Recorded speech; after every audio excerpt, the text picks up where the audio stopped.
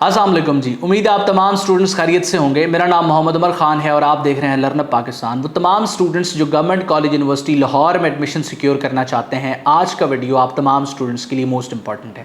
आप लोग जानते हैं कि 21 और 22 जून को गवर्नमेंट कॉलेज यूनिवर्सिटी लाहौर अपना एडमिशन टेस्ट कंडक्ट कर रही है और इस एडमिशन टेस्ट को फाइनल मेरिट में 30% वेटेज दी जानी है। इसके अलावा जैसे ही एडमिशन एडवर्टाइज हुए थे, मैंने आप तमाम बच्चों को बताया था कि एडमिशन टेस्ट और इंटरव्यू की फाइनल मेरिट में 50% वेटेज है।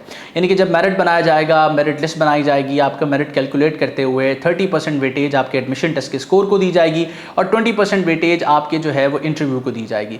इसका मतलब ये है कि वो तमाम स्टूडेंट्स जो एडमिशन टेस्ट में और इंटरव्यू में अच्छा परफॉर्म करेंगे, फाइनल मेरिट में जो है वो उन स्टूडेंट्स से सबकत लेके जा सकेंगे जिनका इंटरमीडिएट में स्कोर ज़्यादा होगा, जबकि एडमिशन टेस्ट और इंटरव्यू में अच्छा परफॉर्म नहीं करेंगे।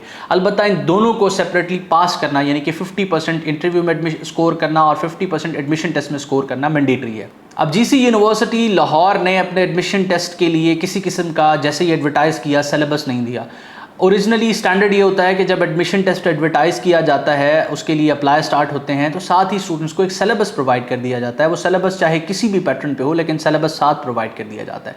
जीसी यूनिवर्सिटी लाहौर ने पिछले साल भी ऐसा नहीं किया, इस साल भी ऐसा नहीं किया। मैंने इस हवाले से वीडियो भी बनाई थी, स्टूडेंट्स को बताया था कि आपने मेंटली तौर पर प्रिपेयर रहना है। लेकिन उन्होंने क्या किया कि अब एडमिशन टेस्ट कंडक्ट होने से 7 दिन पहले आप लोगों को चंद वेग सैम्पल पेपर्स अपलोड कर दिए लास्ट ईयर की तरह, और उन सैम्पल पेपर्स से ये बिल्कुल क्लियर हो जाता है कि जीसी यूनिवर्सिटी किसी किस्म का सेंट्रलाइज टेस्ट नहीं ले रही। यानी कि एक स्कूल लेवल का टेस्ट है। जिस तरीके से आप किसी स्कूल में एडमिशन लेते थे तो उसकी टीचर को कहा जाता था, जिस क्लास में आप एडमिशन लेना चाहते थे, कि इस क्लास के लेवल पे एक एडमिशन टेस्ट बना के दे दें, आपसे वो टेस्ट ले लिया जाता था। तो जीसी यूनिवर्सिटी ने भी उसी तरीके से किया है कि हर डिपार्टमेंट के लिए एक अलहदा टेस्ट वो कंडक्ट करेंगे। यानी कि वो बच्चा जो प्री मेडिकल पढ़ के आ रहा है और फॉर्म डी में जाना चाहता है, उसको एडमिशन टेस्ट डिफरेंट देना पड़ेगा, और वही बच्चा अगर BS इंग्लिश में भी अप्लाई करना चाहता है क्योंकि वो एलिजिबल है, तो उसको एडमिशन टेस्ट डिफरेंट देना पड़ेगा। इसी के साथ अगर वो बच्चा चंद और डिपार्टमेंट्स में अप्लाई करना चाहता है, जिस तरीके से वो लॉ में एडमिशन सिक्योर करना चाहता है, तो उसको एडमिशन टेस्ट डिफरेंट देना पड़ेगा। ये मैंने पहली बार देखा है, जीसी यूनिवर्सिटी से ही सीखा है कि जिस फील्ड में एडमिशन लिया जा रहा हो, अगर आपका उससे रिलेटेड एकेडमिक बैकग्राउंड नहीं है और आप एलिजिबल डिक्लेयर हुए हैं, तो आप जिस फील्ड को पढ़ना चाह रहे हैं फ्यूचर में, सबसे पहले आप ये बताएं कि उस फील्ड के बारे में आप जानते हैं, कितना जानते हैं, आपके पास क्या नॉलेज PhD लेवल का है, आप मास्टर्स लेवल का जानते हैं। अगर आपको ग्रेजुएशन लेवल में एडमिशन दिया जाए तो उसके बेसिक क्वेश्चंस आपसे जो है वो उस एडमिशन टेस्ट में पूछे जाना है। चलें, कोई मसला नहीं।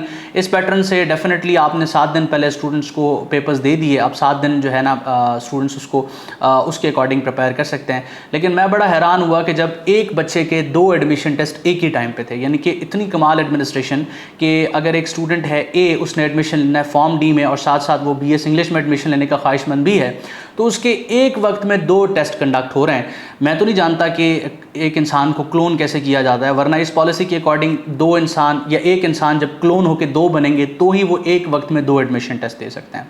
खैर, इससे हट के अब जीसी यूनिवर्सिटी ने अपनी रोल नंबर स्लिप पर इस बार उनकी बड़ी मेहरबानी है कि उन्होंने जो है वो एक इंस्ट्रक्शन मेंशन कर दी कि अगर आपने एक मेजर का एडमिशन टेस्ट दे दिया है तो फिर आपको दूसरे मेजर का एडमिशन टेस्ट देने की ज़रूरत नहीं है। ये डेफिनेटली उन्होंने इसीलिए किया क्योंकि अगर इस चीज़ को चैलेंज कर लिया जाए किसी भी प्लेटफॉर्म पे, तो डेफिनेटली स्टूडेंट्स का जो ग्रीवियंस है वो एड्रेस होगा कि एक बच्चा 2 जगह पर एडमिशन टेस्ट देने के लिए कैसे जो है वो प्रेजेंट हो सकता है। तो उन्होंने इस चीज़ में रिलैक्सेशन दे दी है कि अगर आपने एक मेजर का एडमिशन टेस्ट दे दिया है तो दूसरे के लिए कंसीडर हो जाएगा। यानी कि आपने अगर फॉर्म डी का एडमिशन टेस्ट और साथ साथ लॉ का एडमिशन टेस्ट एक ही वक्त में था और आपने एक एडमिशन टेस्ट दे दिया है, तो आप दूसरे मेजर के लिए कंसीडर हो सकते हैं अनलेस एंड अनटिल आप उसके लिए इनएलिजिबल ना हो। फॉर एग्जांपल, एक बच्चा जो फॉर्म डी में अप्लाई कर रहा है और वो एलिजिबल है कि वो लॉ में भी एडमिशन ले सकता है, तो उसको इन दोनों में से एक एडमिशन टेस्ट देना है। ये इस साल इन्होंने किया है, लास्ट ईयर इस तरह की कोई पॉलिसी नहीं थी। अब बात करते हैं जी इसके सिलेबस के हवाले से, जो जीसी यूनिवर्सिटी को भी क्लियर नहीं है। मुख्तलिफ डिपार्टमेंट्स के लिए सैम्पल पेपर्स अपलोड किए गए हैं। इन सैम्पल पेपर से एक चीज़ क्लियर होती है कि जिस डिपार्टमेंट में आप एडमिशन सिक्योर करना चाहते हैं उस डिपार्टमेंट के अकॉर्डिंग टेस्ट लिया जा रहा है। वैसे तो जो एडमिशन टेस्ट है मेरे हिसाब से स्टैंडर्ड प्रैक्टिस यही है कि जिस एकेडमिक बैकग्राउंड से आप आ रहे होते हैं आप उसका टेस्ट देते हैं, उससे रेलेवेंट सिलेबस का टेस्ट देते हैं, उसके बाद फिर जिस फील्ड में आप एलिजिबल बनते हैं आप वहाँ अप्लाई कर सकते हैं।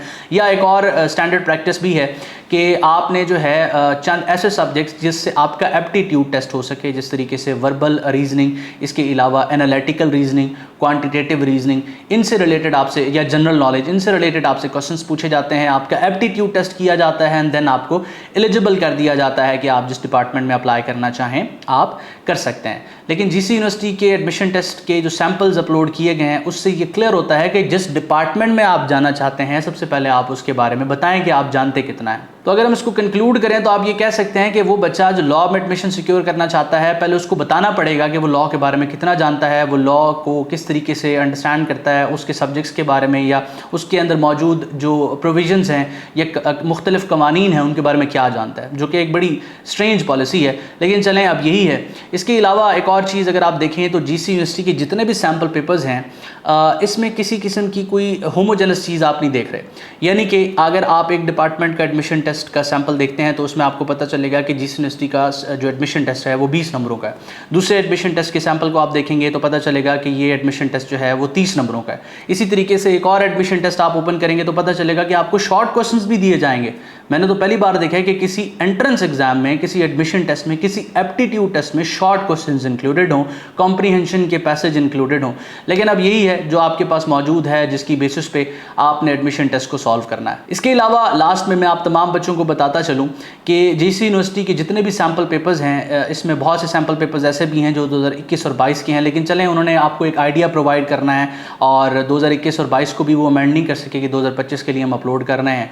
तो अब 2021 और 22 के सैम्पल पेपर्स को आपने इस तरीके से ट्रीट करना है कि ज़रूरी नहीं है कि यूनिवर्सिटी इन सैम्पल पेपर्स को फॉलो करेगी। हो सकता है कि इनसे हट के कुछ पूछ लिया जाए और इनसे हट के मतलब कंप्लीटली डिफरेंट आपसे एडमिशन टेस्ट ले लिया जाए। आपको सैम्पल पेपर में हो सकता है कि बताया जाए कि आपसे फिजिक्स के क्वेश्चंस पूछे जा रहे हैं और आप वहाँ जाएँ तो आपको क्वेश्चंस जो है वो बायो के या केमिस्ट्री के देखने को मिल जाएँ। तो आपने मेंटली अपने आप को इस चीज़ के हवाले से प्रिपेयर करके जाना है। लास्ट ईयर से पहले जीसी यूनिवर्सिटी की एडमिशन पॉलिसी बहुत अच्छी हुआ करती थी। सेंट्रलाइज एडमिशन टेस्ट था और आपकी प्रीवियस एकेडमिक बैकग्राउंड की बेसिस पे आपसे टेस्ट लिया जाता था।